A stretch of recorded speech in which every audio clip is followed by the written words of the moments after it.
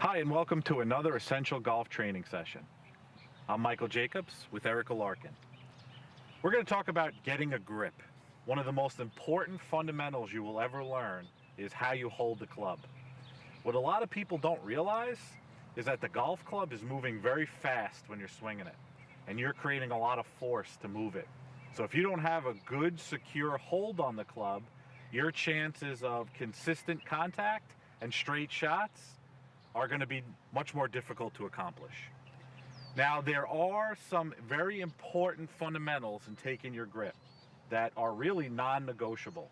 And one of the most important, and Erika is going to help us by demonstrating, is where the position of the club is in your top hand. So if you're a right-handed golfer, you're going to put your left hand on the top of the club and the right hand on the bottom. If you're a left-handed golfer, you're going to do the opposite.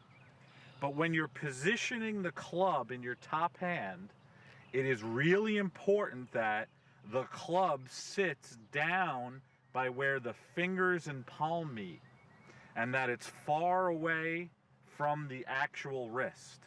And it's going to go into your hand straight across the hand, and as Erika closes her grip, she's going to grab it just like she would grab a suitcase or a briefcase with her top hand. Your top thumb will go on top of the grip just off center and firmly press down on the grip. So you'd want that thumbprint to be down on the top of the grip. So now if we open up Erika's hand, and this is a good checkpoint for you to use when you're at home, is you want to make sure that your wrist is as far away from the grip as possible. A mistake that most beginners make, and even some golfers who shoot some scores that are sometimes good but lead to a lot of inconsistency, is when they position the grip too high in the hand, in the palm, and very close to the wrist. If you're very close to the wrist, you won't be able to control all the speed and force that's in the swing. So after Erika gets a good left hand grip, top hand, now we could talk about her right hand or her bottom hand. And what you want to do is you want your bottom hand to come in slightly palm up.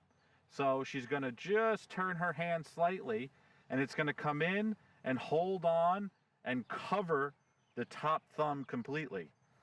Her right thumb will end up being on the opposite side, but also pressed on the grip. Now, when it comes to how you join your hands, there are several options.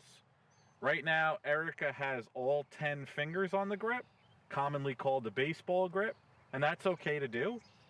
She could also do what's called an overlapping grip, where she's taking her right pinky and putting it, overlapping it over the left hand. That's probably your most common and the one that we would recommend. And then there's also something called an interlocking grip, where she would interlock her left forefinger and that right pinky. I do caution with the interlock grip for people, because what they start to do is when they do their interlock, they start to change the position of their hands when they grab it with an interlock. So be careful if you're doing any of those. So Erika, how tight are you holding the club? I would say on a scale of 1 to 10, I'm holding it about a 5 or a 6, so that I have a medium grip pressure, but I still have a relaxed enough feeling that I'm able to move my wrists freely when I swing the club. Yeah, so it's very important that your fingers are actually strong on the club. A lot of people think, and they always hear the old tip that you should like hold like a bird in your hand, and you don't want to be letting go with your fingers. That golf club is moving very fast. If you swung and let go of a club, that thing would fly really far. So there is a lot of force being created. So you want your fingers to be strong, but as Erika said, you want your wrists, elbows, and shoulders to be very free and relaxed. So it's strong fingers, relaxed arms. And I think that the more you practice your grip away from the course, the more familiar you'll become with it. What I mean by that is, just grab a club when you're watching TV and just get used to grabbing the top hand like you'd hold a suitcase, and then making sure that the bottom hand covers that thumb when you place it on the club.